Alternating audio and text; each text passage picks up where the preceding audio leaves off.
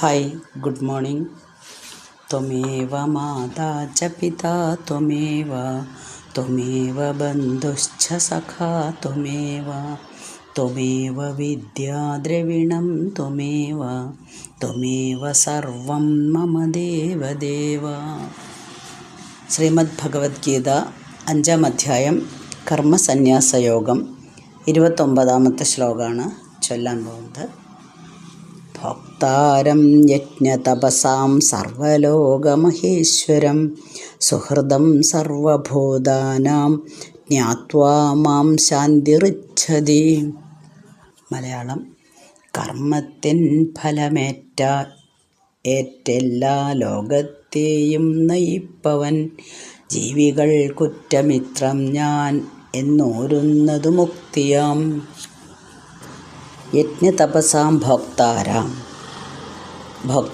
യജ്ഞതപസ്സുകളുടെ ഭോക്താവായും സർവലോക മഹേശ്വരം എല്ലാ ലോകങ്ങൾക്കും മഹേശ്വരനായും സർവഭൂതാനാം സുഹൃദം എല്ലാ ജീവികളുടെയും സുഹൃത്തായും മാം ജ്ഞാത്വ എന്നെ അറിഞ്ഞ് ശാന്തിറിച്ഛതി അങ്ങനെ അറിഞ്ഞൊരു യോഗി ശാന്തിയെ പ്രാപിക്കുന്നു.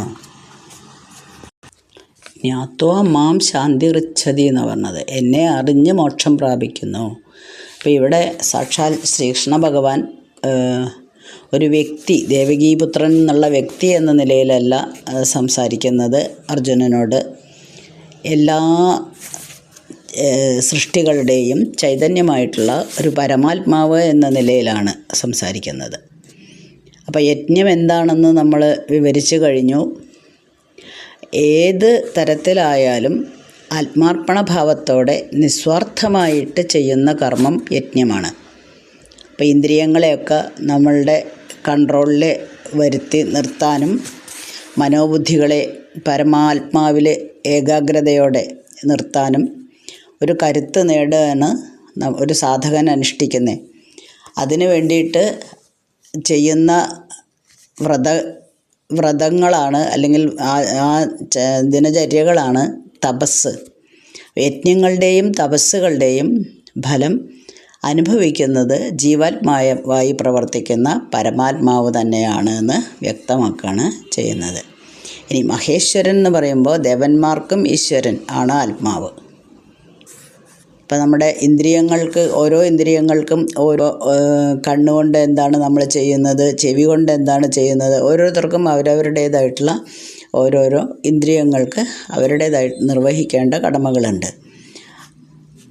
ഇവ എല്ലാറ്റിൻ്റെയും ഇതിൻ്റെയൊക്കെ മുകളിൽ ഉണ്മയായിട്ട് സർവ്വ ഇന്ദ്രിയങ്ങളുടെയും ലോകത്തിൻ്റെയും നിയന്താവായിട്ട് വർത്തിക്കുന്ന ആരാണോ അതാണ് പരമാത്മാവ്.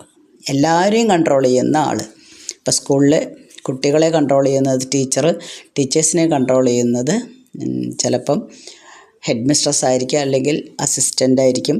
പിന്നീട് അതിനു മുകളിൽ ഹെഡ് മാസ്റ്റർ അല്ലെങ്കിൽ പ്രിൻസിപ്പൽ, അതിനു മുകളിൽ മാനേജർ, അല്ലെങ്കിൽ ഗവൺമെൻറ് സ്കൂൾസിലാണെങ്കിൽ അങ്ങനെ. അതുപോലെ എല്ലാതും കൺട്രോൾ ചെയ്യുന്നത് ആരാണോ അതാണ് പരമാത്മാവ്. അപ്പോൾ സാധാരണമായിട്ടുള്ള ഒരു ജീവിതം നയിക്കുന്ന നമ്മളെപ്പോലെയുള്ള ലൗകികന്മാർക്ക് ഈ പദവിയിലേക്ക് എത്തുക എന്ന് പറഞ്ഞാൽ അത്ര എളുപ്പമുള്ള കാര്യമല്ല. എന്നാൽ പോലും നമ്മളിപ്പോൾ ഇവിടെ ജീവിച്ചിരിക്കുമ്പോൾ തന്നെ നമുക്ക് അത് നേടാം എന്നും കൂടെ ഈ അധ്യായത്തിൽ പറഞ്ഞ് നമ്മളെ മനസ്സിലാക്കി തരുന്നുണ്ട്. അപ്പോൾ ഈ ഭഗവാൻ എന്ന് പറയുന്നത് സർവ്വജീവികളുടെയും സുഹൃത്താണ്. സർവഭൂതാനാം സുഹൃത്ത്, എല്ലാവർക്കും സുഹൃത്ത് എന്നുള്ള നിലയിൽ തന്നെ ഭഗവാനെ കാണാനായിട്ട് പറ്റും. അതായത് ഭഗവാന്റെ യഥാർത്ഥ സ്വരൂപം നേരിട്ട് അനുഭവിച്ചറിയുക, അതാണ് അറിയുക.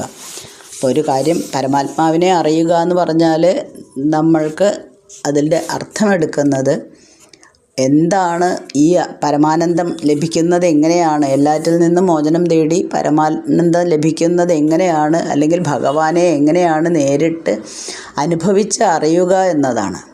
അതിനെയാണ് നമ്മൾ ആത്മസാക്ഷാത്കാരം എന്ന് വിളിക്കുന്നത്.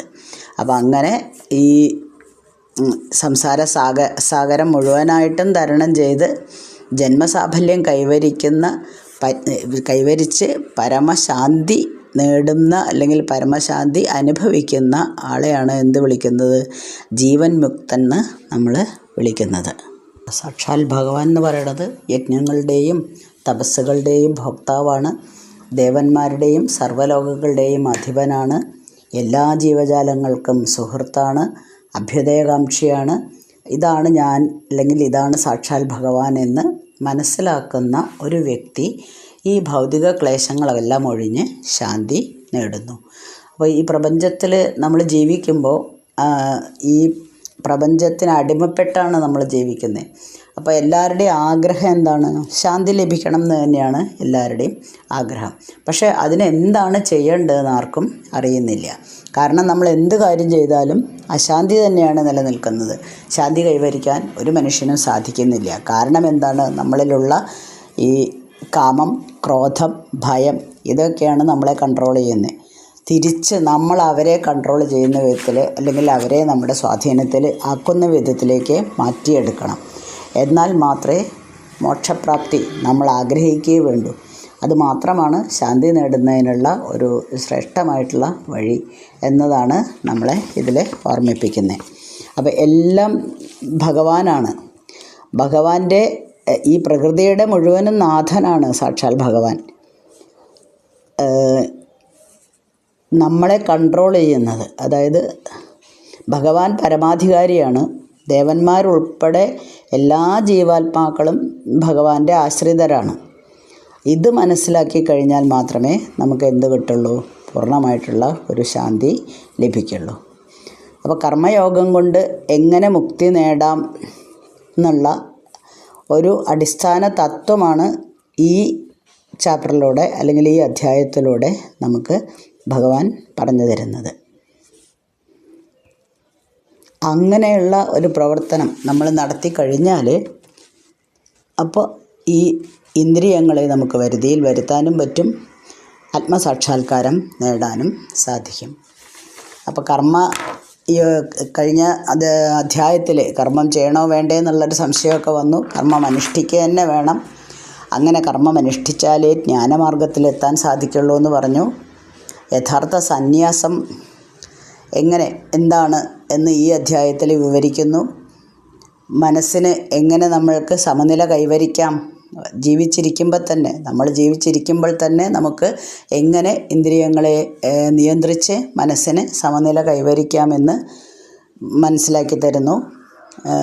മാത്രമല്ല, മനസ്സിന് സമനില വന്ന ഒരാൾ മാത്രമേ സന്യാസം സ്വീകരിക്കാൻ പാടുള്ളൂ. അല്ലാത്തവർ സന്യാസത്തിന് പോവുകയാണെങ്കിൽ അത് അവർക്കും ദോഷം ചെയ്യും, ലോകത്തിന് മുഴുവനായിട്ടും തന്നെ ദോഷം ചെയ്യും, ദുഃഖം മാത്രം നമുക്കുണ്ടാവുകയും ചെയ്യും. അപ്പോൾ സമനില കൈവരിച്ചു കഴിഞ്ഞാൽ അയാൾ ഒരു സന്യാസിയായി മാറിയില്ലെങ്കിലും എവിടെ ഇരുന്നാലും അയാൾ സന്യാസിയായി തന്നെ ഇരിക്കുന്നു. ഇതാണ്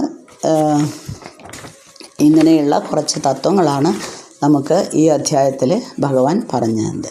മാത്രമല്ല, കൂട്ടത്തിൽ ഭഗവാൻ ആർക്കും കർത്തൃത്വം അല്ലെങ്കിൽ കർമ്മത്വം ഒന്നും ആർക്കും വിധിക്കുന്നില്ല. ഇതെല്ലാം നമ്മളാണ് പറയുന്നത്. അത് വേറെയാണ്, ഇത് വേറെയാണ്, അല്ലെങ്കിൽ ഞാൻ എൻ്റെ എന്നുള്ള ഭാവം, ഇതൊക്കെ വിധിക്കുന്നത് നമ്മളുടെ ഒരു സങ്കല്പം മാത്രമാണ്. അജ്ഞാനം കൊണ്ടാണ്. അത് അജ്ഞാനം കൊണ്ട് വരുന്ന ഒരു നമ്മുടെ അറിവുകേട് തന്നെ പറയാലേ. നമ്മളെന്താണ് ഭഗവാനെ വിസ്മരിക്കുന്നത് കൊണ്ടാണ് അങ്ങനെ തോന്നുന്നത്. ഭഗവാന്റെ യഥാർത്ഥ സ്വരൂപ സ്മൃതി നമുക്ക് കൈവന്നു കഴിഞ്ഞാൽ നമ്മൾ സമബുദ്ധികളായിട്ട് മാറും. എല്ലാതും, ലോകത്തിലുള്ള സമസ്ത ജീവികളും അല്ലെങ്കിൽ എല്ലാ സൃഷ്ടികളും തന്നെ ഒരു ചൈതന്യത്തിൻ്റെ വിവിധമായിട്ടുള്ള രൂപങ്ങളാണെന്ന് മനസ്സിലാക്കാനായിട്ട് നമുക്ക് സാധിക്കുന്നു. ഇനി വീണ്ടും നമ്മൾക്ക് ഒരു വസ്തുവിചാര രൂപത്തിലുള്ള ഒരു ജ്ഞാനയോഗവും സമനില അഭ്യസിച്ചു കൊണ്ടുള്ള ഒരു കർമ്മയോഗവും ഇതെല്ലാം ഒന്ന് തന്നെയാണെന്ന് നമുക്ക് വ്യക്തമാക്കി തരുന്നു. ശാശ്വതമായിട്ടുള്ള സന്തോഷം നമുക്ക് എപ്പോഴാണ് കിട്ടുന്നത്? സാധാരണ ഒരു ലൗകികന് കിട്ടുന്ന സന്തോഷം ശാശ്വതമല്ല എന്ന് നമ്മളെ മനസ്സിലാക്കുന്നു. നമ്മളും അത് മനസ്സിലാക്കിക്കൊണ്ടിരിക്കണം. നമ്മളുടെ ഓരോ സന്തോഷങ്ങൾ നമുക്ക് വരുമ്പോഴും നമ്മളത് മനസ്സിലാക്കണം. ഇത് കുറച്ച് കാലത്തേക്ക് മാത്രമേ നിലനിൽക്കുള്ളൂ. അപ്പോൾ എന്താണ് എപ്പോഴും നിലനിൽക്കുന്നതിലേക്ക് തേടിപ്പോവാനാണ് നമുക്കിഷ്ടം, എന്നും ഉറച്ചു നിൽക്കുന്നതിലേക്ക്. അപ്പോൾ എന്താണ് ഈ സന്തോഷം ഏതാണ്? അതിനെ നമ്മൾ അന്വേഷിച്ചുകൊണ്ടിരുന്നു. അത് നമ്മുടെ ശരീരത്തിന് അല്ലെങ്കിൽ നമ്മുടെ മനസ്സിൽ തന്നെയുള്ള നമ്മളുടെ ശത്രുക്കൾ ആരാന്ന് നമ്മൾ കണ്ടുപിടിച്ചു. കാമവും ക്രോധമാണെന്ന് മനസ്സിലാക്കി ഇവരെയെല്ലാം വിജയിച്ച്, അതായത് അവരെയെല്ലാം കൺട്രോൾ ചെയ്ത് ധ്യാനത്തിലൂടെ ആത്മസാക്ഷാത്കാരം നേടുന്നവരാണ് ജ്ഞാനികളെന്ന് പറഞ്ഞു. അവർക്ക് പരമപദം പ്രാപിക്കാമെന്നും നമുക്ക് മനസ്സിലാക്കി തന്നു. അതിനു വേണ്ടിയിട്ട് നമ്മൾക്ക് ധ്യാനയോഗം പരിശീലിക്കാം. അപ്പോൾ ആ ധ്യാനയോഗം എങ്ങനെയാണ് ധ്യാനം ചെയ്യേണ്ടത് എന്നുള്ളതിൻ്റെ ചെറിയൊരു ശ്ലോകത്തിൽ അതും കൂടെ വിവരിച്ചു തന്നു. അപ്പോൾ കർമ്മയോഗം കൊണ്ട് തന്നെ നമുക്ക് എങ്ങനെ മുക്തി നേടാം എന്നുള്ളതാണ് ഇതിൽ പറഞ്ഞു തന്നത്. എല്ലാ പരമാത്മാവ്, അതായത് സാക്ഷാൽ ഭഗവാനാണ് എല്ലാം നമ്മളെ കൊണ്ട് ചെയ്യിക്കുന്നത് എന്ന് നമ്മൾ മനസ്സിലാക്കി കഴിഞ്ഞ് ആ ഭഗവാന്റെ ഒരംശം തന്നെയാണ് എന്നിലും പ്രകാശിക്കുന്നത് എന്ന് നമ്മൾ മനസ്സിലാക്കി കർമ്മങ്ങൾ ചെയ്യാം. അപ്പോൾ നമുക്ക് ഈ ആത്മീയ ചൈതന്യം മനസ്സിലാക്കാനായിട്ട് സാധിക്കും. അതുമാത്രമല്ല ഇന്ദ്രിയങ്ങളെല്ലാം അടക്കാൻ സാധിക്കും. രാഗദ്വേഷങ്ങളുടെ സ്വാധീനശക്തിയിൽ നിന്ന് നമുക്ക് മോചനം കിട്ടും. അങ്ങനെ നമുക്ക് ഒരു ബ്രഹ്മനിർവ്വാണം സിദ്ധിക്കാനായിട്ട് സാധിക്കും. അതാണ് അതീന്ദ്രിയാവസ്ഥ. ഇനി അടുത്ത അധ്യായത്തിൽ നമ്മൾക്ക് ധ്യാനയോഗത്തിൻ്റെ പ്രാധാന്യത്തെ പറ്റിയിട്ടാണ് പറയുന്നത്. അധ്യായം 6 അത് നമുക്ക് അവിടെ കാണാം. ഓക്കെ. ഓം തത് സത് ഇതി ശ്രീമദ്ഭഗവത്ഗീതാസു ഉപനിഷത്സു ബ്രഹ്മവിദ്യായാം യോഗശാസ്ത്രേ ശ്രീകൃഷ്ണാർജുന സംവാദേ കർമ്മസന്യാസയോഗോ നാമ പഞ്ചമോധ്യായഃ. 5-ാം അധ്യായം കഴിഞ്ഞു.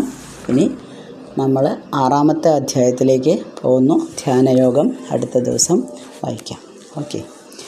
അസ്മിൻ പരാത്മന്നനുപാത്മകൽപ്പേതുമിത്തമുത്ഥാപിതപത്മയോനി അനന്തഭൂമാമരോഗരാശിം നിരുന്ധിവാദാലയവാസവിഷ്ണോ.